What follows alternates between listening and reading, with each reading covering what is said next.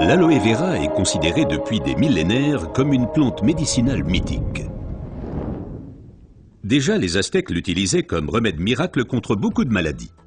Dans la médecine populaire, elle est connue pour ses propriétés désintoxicantes, purifiantes, dégraissantes et désacidifiantes. Aujourd'hui, on sait également qu'elle exerce une influence positive à la fois sur le taux de sucre et le taux de graisse dans le sang, par exemple le cholestérol.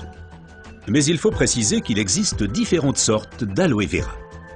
La véritable aloe vera, l'aloe barbadensis, est un lys du désert et est cultivée dans les régions sèches, notamment en Amérique centrale et en Amérique du Sud.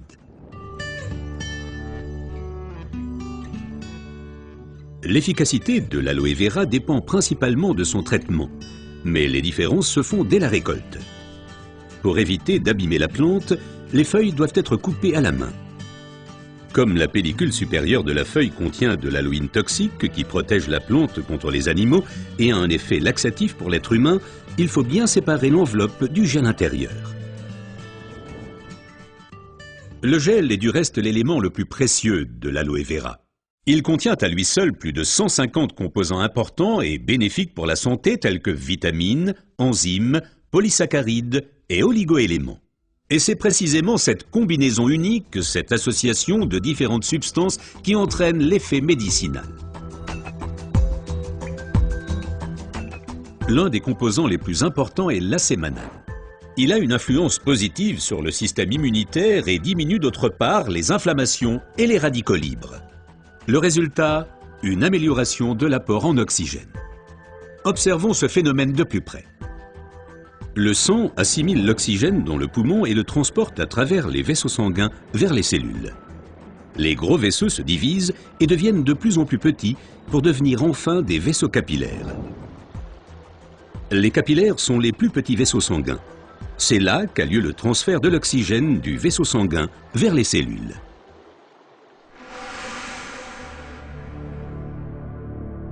Une alimentation malsaine, la pollution de l'environnement, le stress et des exigences élevées affaiblissent notre système immunitaire. Les radicaux libres ont le jeu plus facile et ils peuvent entraîner des micro-inflammations dans l'organisme. Ces inflammations altèrent les vaisseaux et entraînent un épaississement des parois des capillaires. Ce gonflement rétrécit le vaisseau et les globules rouges circulent plus lentement à travers les capillaires, entraînant une baisse de l'alimentation en oxygène. Et c'est là que l'aloe vera intervient. Elle réduit le gonflement des parois des capillaires. Les globules rouges circulent plus rapidement et l'alimentation en oxygène est améliorée. Les toxines et les impuretés sont évacuées plus rapidement. De récentes études indiquent que d'autres substances naturelles peuvent encore améliorer l'effet de l'aloe vera. Parmi ces substances, il faut citer tout d'abord le silicium, mais aussi l'huile d'onagre et enfin les minéraux basiques. Observons tout d'abord le silicium d'un peu plus près. Le silicium est indispensable à l'organisme. C'est un élément structurant. Nous le connaissons surtout sous forme de sable de quartz que l'on trouve dans la pierre et le béton. Dans l'organisme, le silicium contribue à stabiliser les tissus, mais il renforce également les os, les ongles, les cheveux, les tissus conjonctifs et les parois des capillaires. Avec l'âge, les capillaires menacent de perdre leur fermeté. Ils peuvent littéralement se désagréger, ce qui entraîne une interruption du flux sanguin. Dans le pire des cas, ceci peut entraîner des incidents vasculaires cérébraux et l'infarctus. Le silicium renforce et soutient les parois des capillaires et maintient ainsi le vaisseau sanguin ouvert. Les globules peuvent ainsi continuer à alimenter les cellules en oxygène. Mais le corps humain ne peut pas s'alimenter en silicium sous sa forme d'origine qu'est le sable de quartz. Toutefois, la nature offre des alternatives, et notamment une source végétale idéale, l'ortie. Car elle est riche en silicium naturel, mieux assimilable par l'être humain.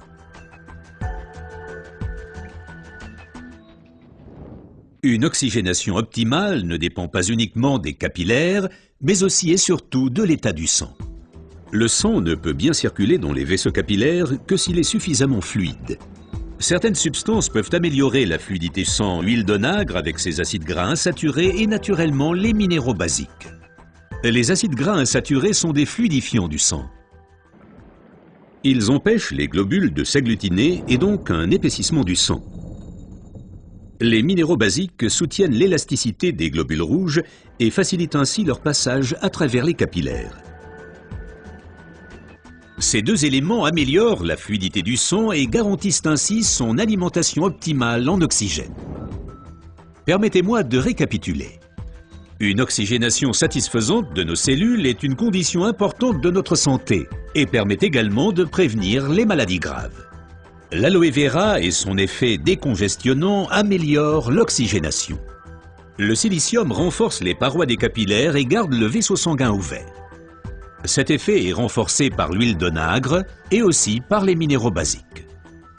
Ce que la médecine populaire savait depuis longtemps est maintenant confirmé par la recherche moderne.